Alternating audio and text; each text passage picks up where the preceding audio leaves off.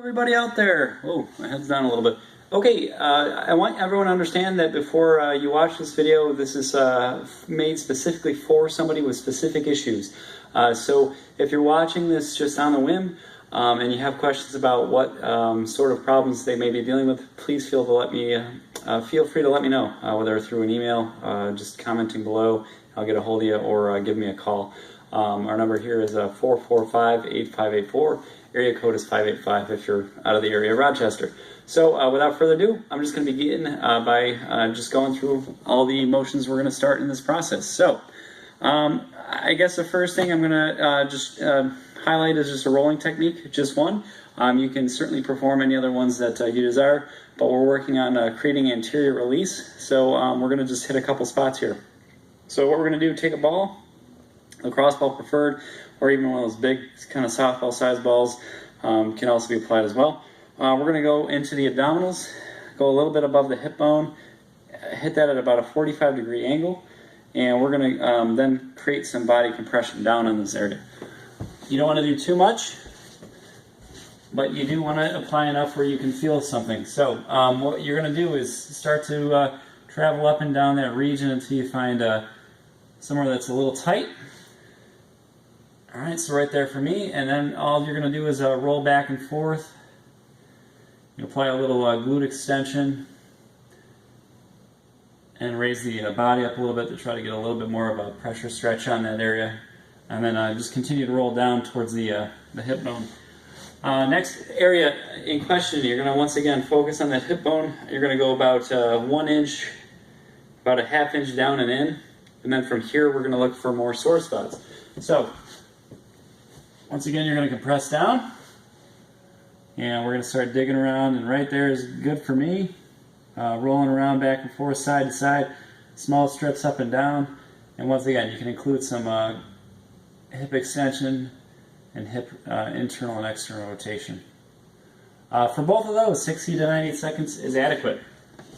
All right, from there, we're going to start to begin working on some rudimentary things that are going to be very important for you to progress forward. So we went over breathing techniques and contractions, and I'm just going to go review those quickly. If you have questions about those, hit me back with a reply.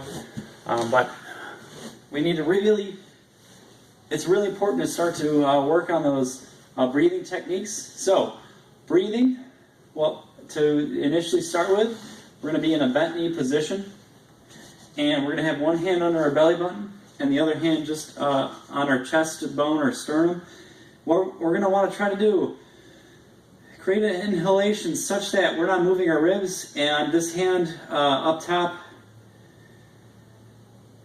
stays relatively stagnant. There's no movement in that region.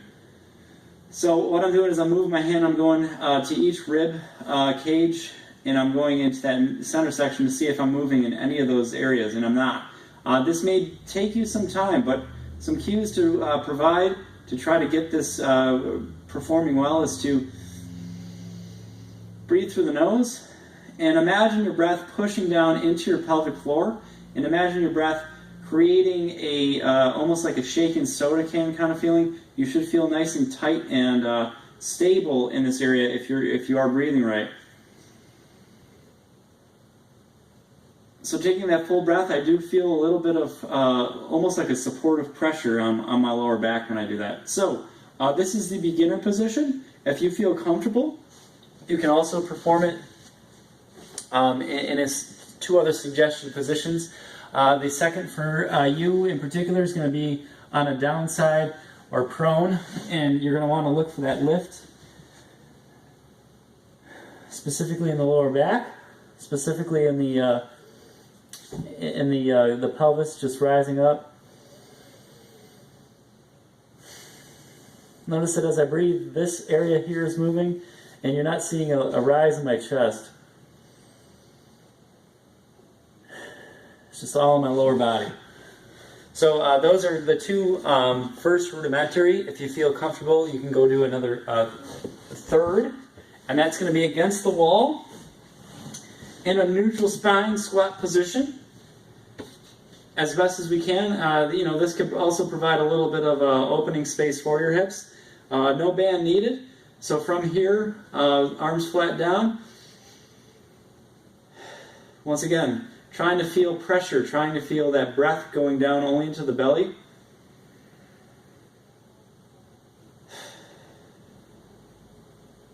Okay, adequate time for this.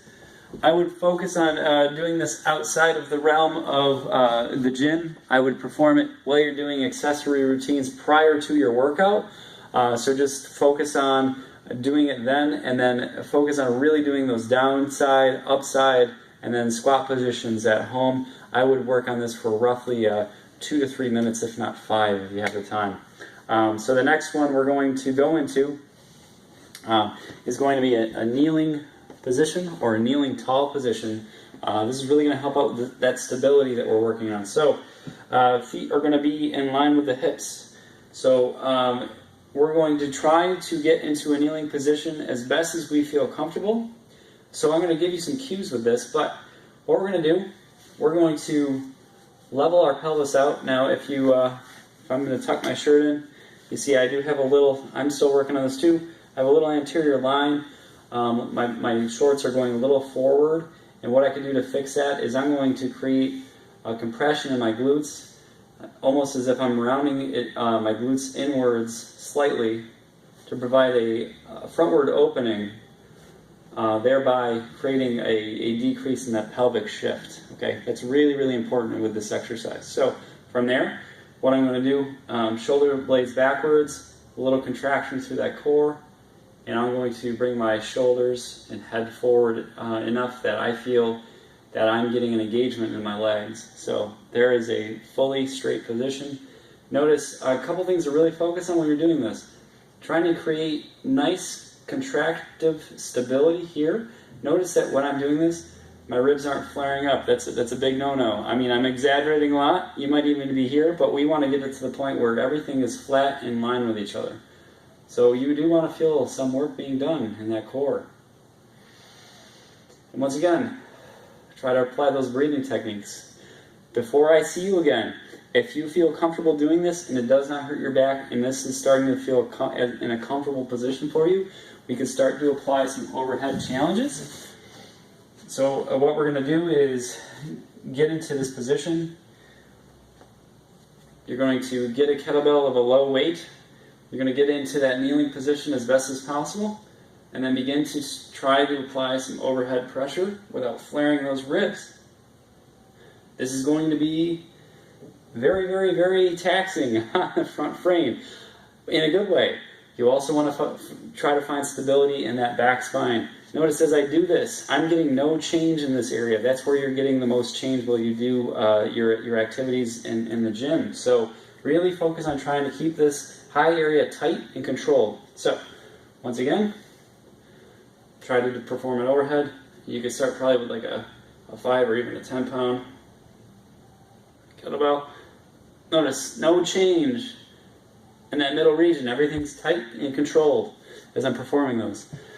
That might be a little too much advanced to begin with. So if you don't feel like that's comfortable yet, that's okay. Just trying to give you some extra stuff to do if possible. So that standing kneeling position, you can perform it prior to working out if you feel comfortable at the gym doing it, or you can do it at home. Regardless, it's just a time to really be focused and control of that area, particularly right here, where you're trying to keep that flat and not arched. Okay? So I would perform that roughly for about 60 seconds to start with. If you feel comfortable with that, you can work up to roughly 2 minutes, probably before I see you. Next thing we're going to do is we're gonna do a standing position. So once again, you're going to work on creating proper standing position. So you want to try to decrease that pelvic tilt by creating that inwards activation of the glutes, which is providing that opening. And notice how my pelvis levels out. So you can literally just stand in this position and try to hold and think about it. This is something you can do all throughout the day, but you also should try to apply it to any situation you have at the gym as well. But we are going to give you a challenge. So this is going to be something you're going to do prior to working out. Once again, you can start with a low kettlebell weight, 10 to 15 pounds. What you're going to do I'll show you from a front side position. So we're going to get into that best standing position we feel comfortable doing. You're going to you're going to engage those glutes so you're not in a pelvic shift. And then from there, what we're going to do, we're going to try to do a straight leg raise,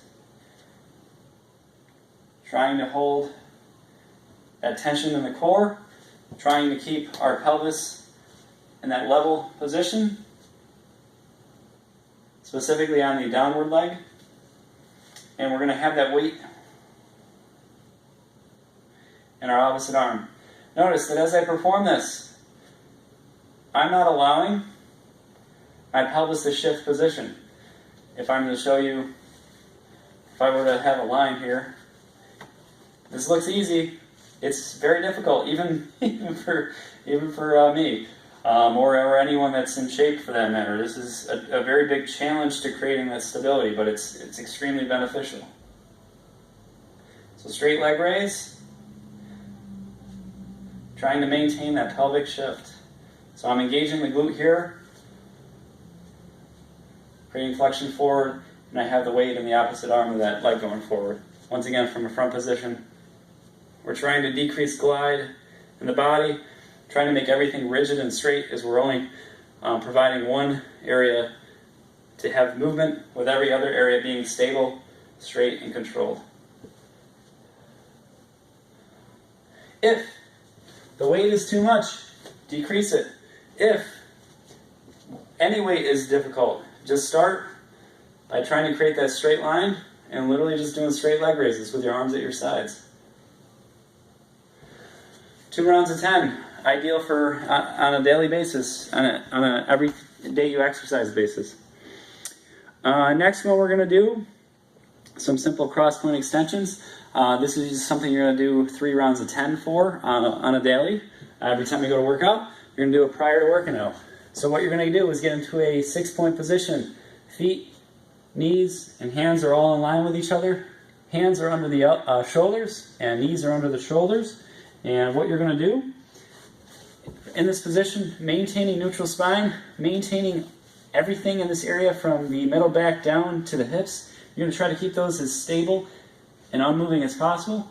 You're going to shift one leg out, and you're going to shift the opposite hand out. Notice the directions that I'm pushing these in. I'm almost as if I'm reaching for something with my hand, and almost as if I am trying to just drift my legs straight back. So notice I'm not doing something like this, so where I'm kicking up, and I'm not doing something where I'm allowing my leg to go like this and swinging out.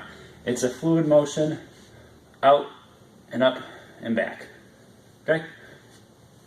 So once again, engaging all through here, maintaining rigidity, not allowing any of this area to move or shift. 3 rounds of 10. And then the last one I would recommend doing is a post, pre, or even during workout, something of an accessory movement. If you don't already do these, and pardon my visuals, but I mean, work what I haven't, I do have a box on order, but you want to have something that's about 24 inches up. Okay, so let's just say that this is the flat end of the box. 24 inches. You're going to start to work on partial squats. What you're going to do, at this 24-inch point, you're going to have a bar and a back squat position. You're going to try to get your body in that nice straight positioning before you start. You're going to co-contract. You're going to take an inhaled breath, and then what you're going to do is go down, maintaining all straight line rigidity until you feel your glutes hit the bottom of that box. Now, with this, you want to focus on your hips, almost as if you're focused on your hips, rotating inwards, allowing your body to sink down, okay? You're going to focus on your knees, following the line of your feet. You're going to focus on the weight of your feet, pressing into the ground on the outside. And you're also going to focus on everything here being maintained in a rigid position. So you're really only hinging those glutes back, touching and going. Start with just the bar, If that starts to feel easy and you feel a lot of control with no pain, you can start to work up to a 10-pound, 15-pound plate, then a 25-pound plate on each side. So here's the video. If you have any questions, please email me before your next visit, and we'll get this moving forward.